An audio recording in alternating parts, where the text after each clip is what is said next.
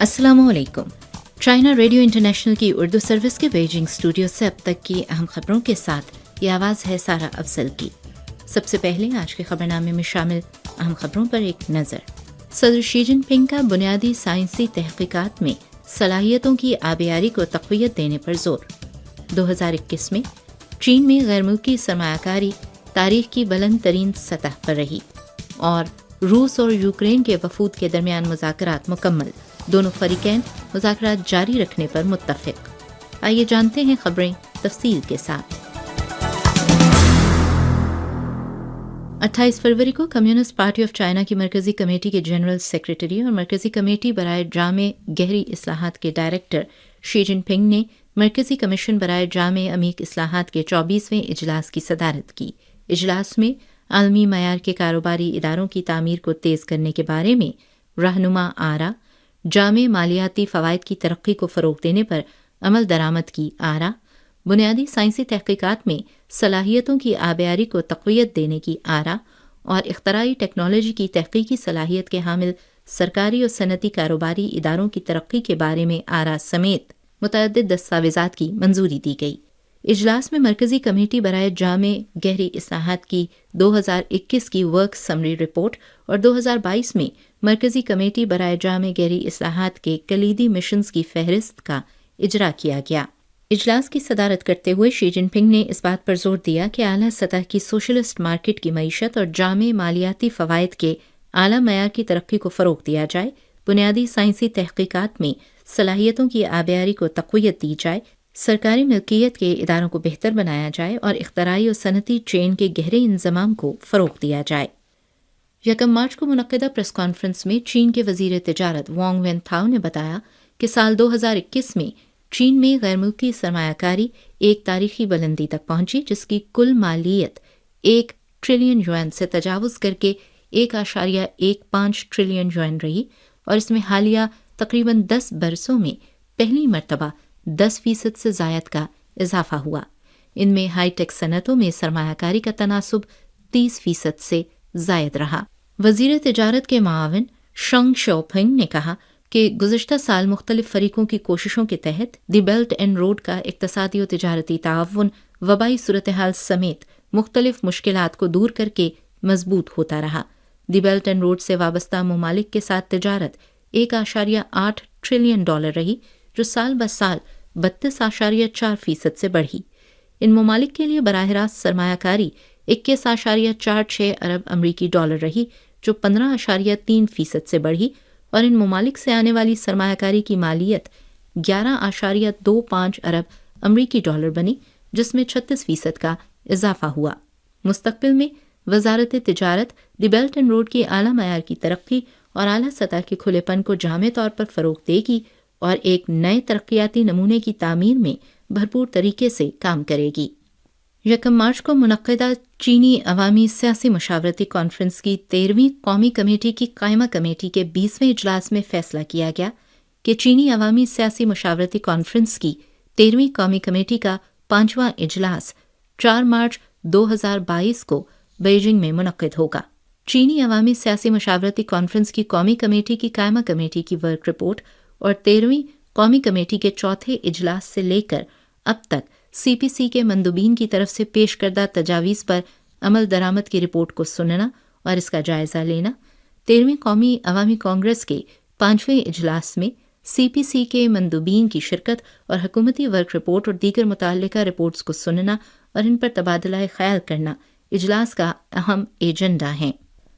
America में एक हालिया सर्वे से पता चला है कि निस्फ से ज़ायद अमरीकियों का ख्याल है कि 2021 उनकी ज़िंदगी का बदतरीन साल था। ये अमरीकी अवाम की आवाज़ है जो अमरीका में इंसानी हुकूक की बिगड़ती हुई सूरत हाल की अक्कासी करती है। सियासी जोड़ तोड़ की वजह से अमरीका में कोविड-19 से होने वाली अमवात में इजाफा हो रहा है। झूठी जमहूरियत लोगों के सियासी हुकूक को पामाल कर रही है। नस्ली अक़लियतों, ख़ास तौर पर एशियाई नजाद अफराद के खिलाफ ज़्यादा इम्तियाजी हमले सामने आ रहे हैं। अमरीका की एकतरफा कार्रवाई इंसानी तबाही का बायस बनी हुई है। चीन ने 28 फरवरी को अमरीका में इंसानी हुकूक की खिलाफ वर्जियों पर सालाना रिपोर्ट 2021 जारी की।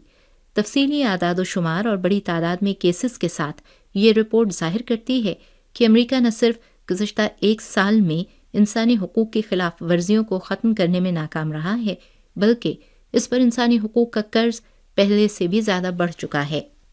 2021 وہ سال بھی ہے جب امریکہ کی انسانی حقوق کے محافظ کی بنی بنائی ساکھ بین الاقوامی سطح پر مکمل طور پر منہدم ہو گئی۔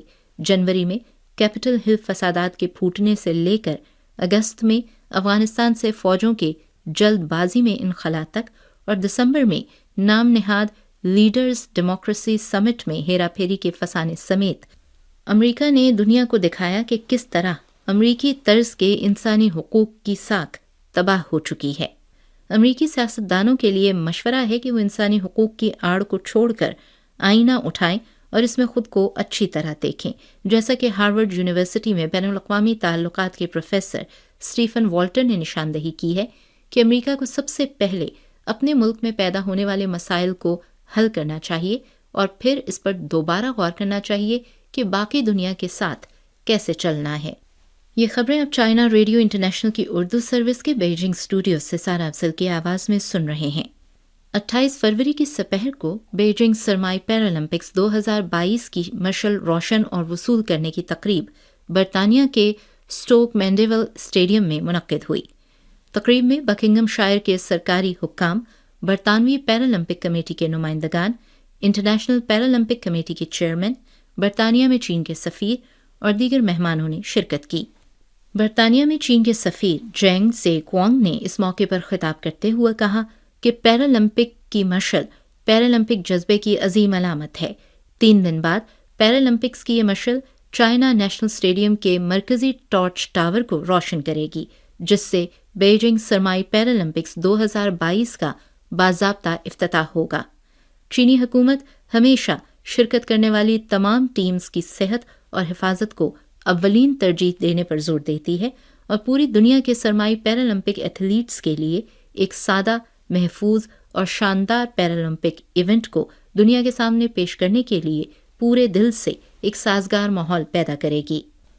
28 فروری کو روسی اور یوکرینی وفد نے بیلاروس کی ریاست ہومیل میں مذاکرات کیے۔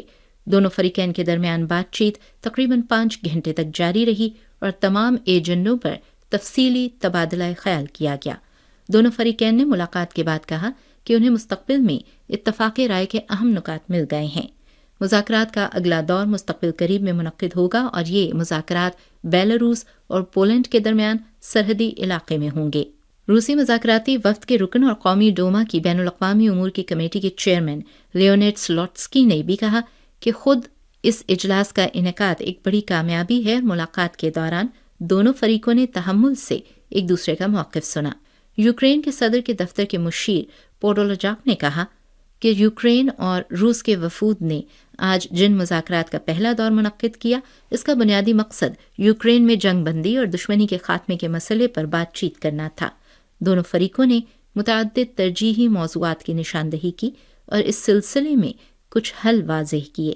ان منصوبوں پر حتمی طور پر دستخط کرنے اور ان پر عمل درآمد کرنے کے لیے دونوں فریقوں نے مشاورت کے لیے اپنے اپنے دارالحکومتوں میں واپس جانے کا فیصلہ کیا اور مستقبل قریب میں اگلے مذاکرات منعقد کرنے پر اتفاق کیا تاکہ ان منصوبوں کو حتمی شکل دی جا سکے۔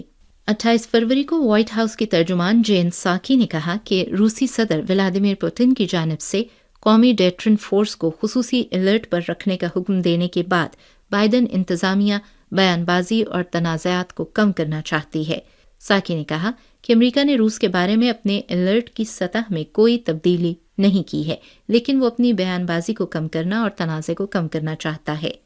ساکی نے یہ بھی کہا کہ امریکہ کا خیال ہے کہ یوکرین میں امریکی فوج کی طرف سے نو فلائی زون کا قیام اچھا خیال نہیں ہے اور نہ ہی صدر یہ کرنا چاہتے ہیں، کیونکہ فوج کی جانب سے نو فلائی زون کے نفاذ کا مطلب ہے کہ اسے ایسی صورتحال کا سامنا کرنا پڑ سکتا ہے جہاں اسے روسی طیارہ مار گرانے کی ضرورت ہو۔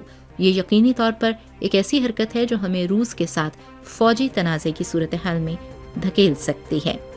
جین ساکی نے مزید کہا کہ بائیڈن 1 مارچ کو اپنے اسٹیٹ آف دی یونین خطاب کے دوران یوکرین کی صورتحال کے بارے میں بات کریں گے اور نئی پالیسی تجاویز کا اعلان کریں گے۔ چائنا ریڈیو انٹرنیشنل کی اردو سروس کے بیجنگ اسٹوڈیوز سے یہ تھیں اب تک کی اہم خبریں۔